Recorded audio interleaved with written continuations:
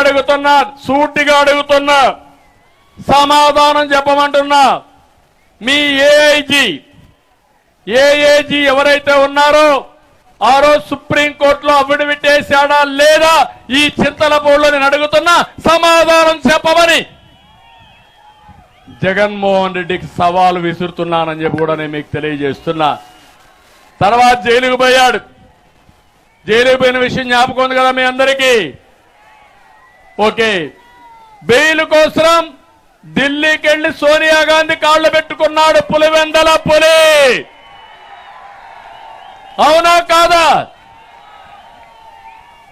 నేను చెప్పలా, వాళ్ళ చెల్లెలే చెప్పింది. నిన్న మొన్న షర్మిల గారే చెప్పారు. వాళ్ళ ఇంటిలో ఉండే రహస్యాల్ని వాళ్లే బయట పెట్టే పరిస్థితికి వచ్చారు.